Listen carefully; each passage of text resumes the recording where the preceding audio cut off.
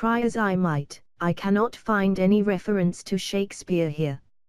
I imagine that many Europeans who don't even speak a word of English would probably put him in the top 10 of European cultural giants, but our greatest playwright hasn't made the grade. Still, at least there is a bit of Lego on display. Similarly, you might expect the inventors of the railway, the jet engine, television, football, rugby and penicillin, British achievements, but European ones, too, to get some credit in a museum of European history. Not so.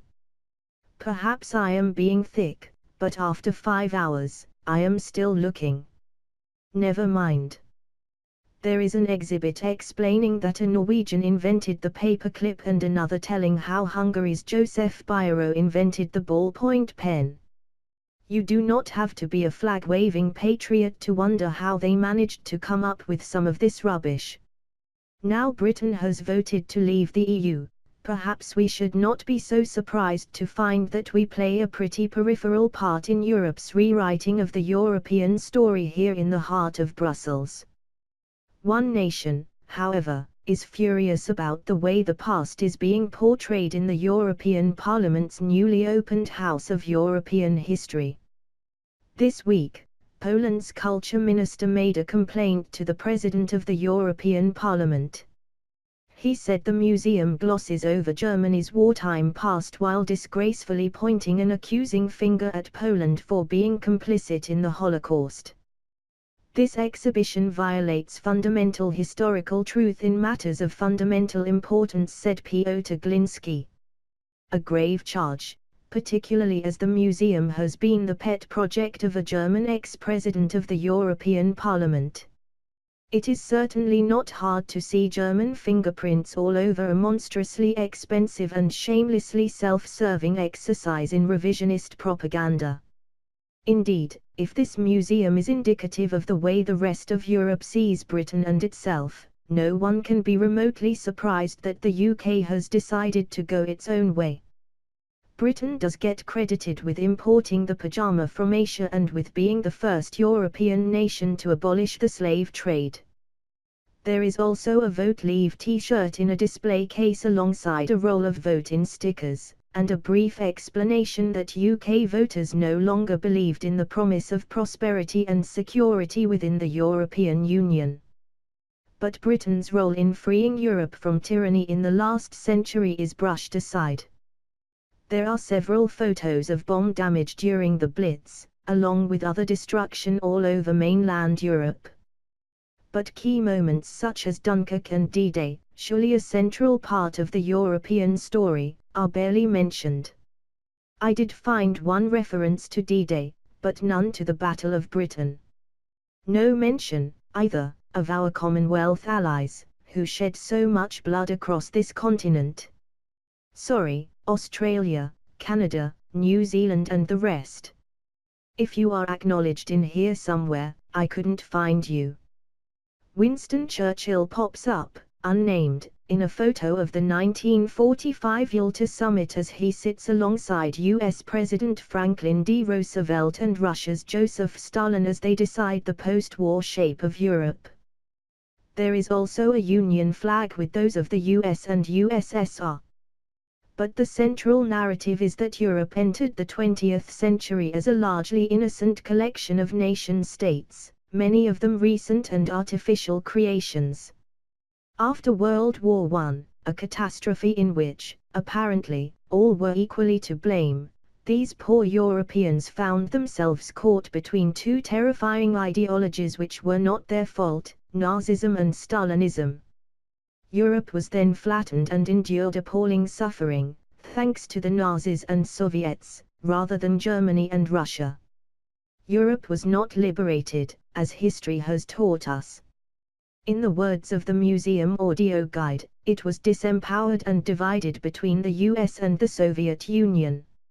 It is only thanks to the emergence of the EU that peace and prosperity have occurred and endured. That's the 20th century in an EU nutshell. The Poles are furious because the suffering of Germany is equated with their own misfortune. Photos of German refugees sit alongside those of Polish refugees. One display highlights the words of the Polish communist leader, Ladisław Gomułka, in 1945, "We must expel them, the Germans." Yet there is a more important question. Why has nearly £50 million of taxpayers' money, much of it British, been spent on a vanity project with one clear overarching message, that the EU is superior to the nation-state? It was 10 years ago that Germany's Hans-Gert Pöttering came up with the idea of a museum to show how Europe's history shapes us all.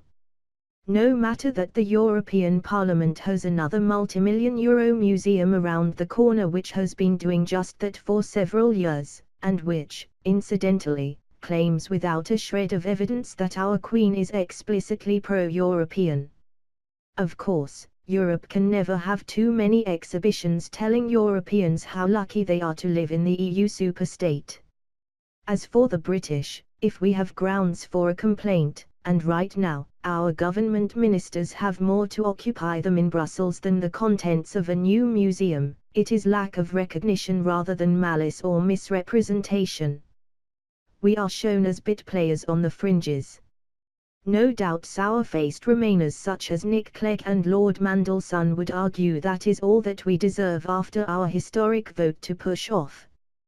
But Britons will, no doubt, be liable for a share of the running costs for years to come as part of our Brexit divorce bill. So for now, at least, this is our museum, rather than their museum, not that it feels like it one bit. Across 6 floors of exhibition space, the subject of World War II, the driving, defining episode in the modern European story, occupies just half of one level. 3 floors are devoted to the rise of the EU. Churchill may barely feature, but we are treated to a bust of that towering statesman, Joseph Bock, former Prime Minister of Luxembourg, alongside a jug he received from his country's wine industry in 1953. In pride of place, of course, is a bust of the post-war German Chancellor, Konrad Adenauer, a member of the same party as the Eurocrat who commissioned this absurdity. The House of European History opened earlier in the summer, several years behind schedule. It is beautifully designed with all the latest in audio-visual gizmos and lots of eager staff. I genuinely recommend it to anyone with a few hours to kill in Brussels. Entry is free, after all, you've paid for it already. Because once you have had a good look round, it will be abundantly clear why Britain has always found it so difficult to belong here. I have seldom seen such a lavish exhibition of what is ostensibly our story and yet felt so detached from it. Whether you are an ardent Remainer or unrepentant Leaver, I suspect you will reach the same conclusion. Last night, a spokesman for the museum insisted it does not aim to replace national representations of history, adding, "It is a new, European concept which adds a European perspective to the national ones in existing museums." The content, she said, had been decided by a panel of historians and the European Parliament has not and will not intervene politically. But at its heart, this is an EU project which promulgates the sense of Europe as a victim, of people as invertebrates at the mercy of extraneous forces. It's a completely different attitude to the mindset which prevails in Britain. We are taught that we are where we are because of our decisions and our actions. I go round with the Eurosceptic Tory MEP, Dan Hannan, who is also exploring the new museum for the first time. In his view, it captures the EU mindset perfectly. It reflects a phrase I hear all the time in Brussels, that a nation is an imagined community. In Britain, we don't think like that. We start on the ground floor where an exhibition called Encounters explores Europe as a transcultural space. It begins with a celebration of trade. Trading, it says, can reduce the likelihood of armed conflicts. Trade develops well in times of peace. Try telling that to the EU's truculent negotiator Michel Barnier, who is so reluctant to discuss future deals with a post-Brexit Britain. Then we go up a level to Europe, a global power. We move from the French Revolution through to the 19th century to industrialization. It was then that so many European mini-states merged into nations, Germany and Italy among them, and it's clear that EU chiefs do not regard this as a good thing. Flags, anthems and symbols were used by national movements to enhance their self-image, sniffs the audio guide. There's a short section on colonialism, in which evolutionist Charles Darwin, a Brit, of course, is blamed for generating racist ideas about white supremacy, alongside the rise of the bourgeoisie and the introduction of trams. And then it's off to war.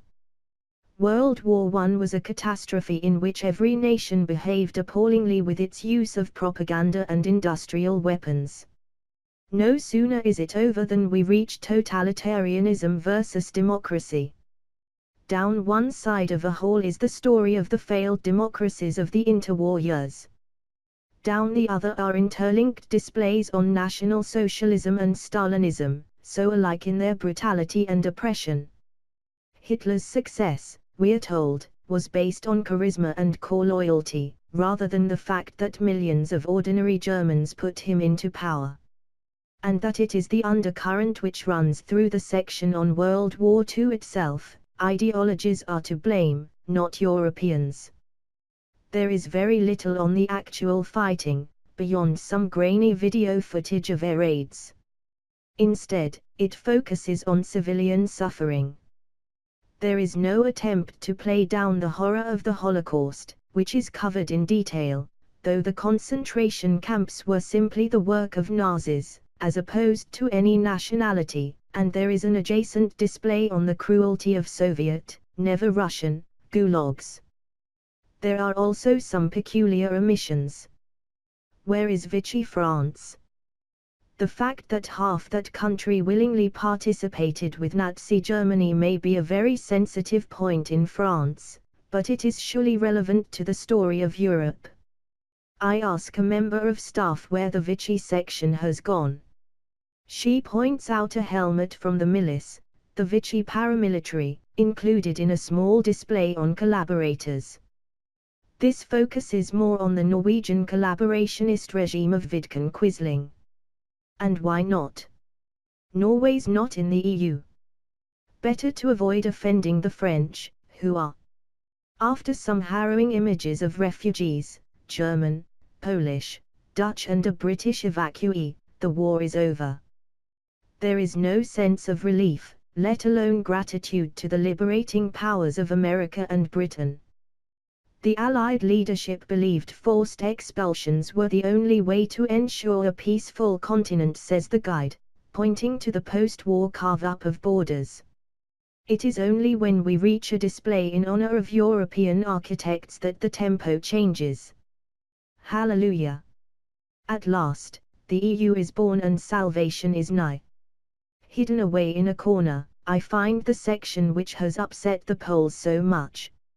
It is a display on post-war memory loss, highlighting the way in which different countries, though not Germany, chose to overlook any complicity in the Holocaust. The section on Poland explains that, back in Soviet bloc days, the concentration camps at places such as Auschwitz-Birkenau were portrayed as memorials to Polish, rather than Jewish, suffering. Under Soviet control it focused solely on communist resistance, says the commentary, adding that it was 60 years before a heated debate took place on the country's role in the Holocaust. While many Poles risked their lives to protect the country's 3.4 million Jews, others did nothing. Here, too, I finally find a brief reference to France's treacherous Vichy regime. After the war was over, says the commentary, France preferred to blame a select few for collaboration in order to protect French self-esteem. The tour continues at length through all the great benefits of European integration, travel, leisure, food, education and so on. Towards the end, two exhibits take pride of place. One is the Nobel Peace Prize the EU received in 2012 for its contribution to the advancement of peace and reconciliation, democracy and human rights in Europe. The other is an 80,000-page book documenting the rules and regulations introduced by the EU. It must be 20 feet long and looks more like the bone of some gargantuan prehistoric creature. Perhaps future generations will view it as such. To some, no doubt, it is a thing of wonder. But if anything in this temple of self-congratulation sums up what went wrong with the great EU dream, surely this is it.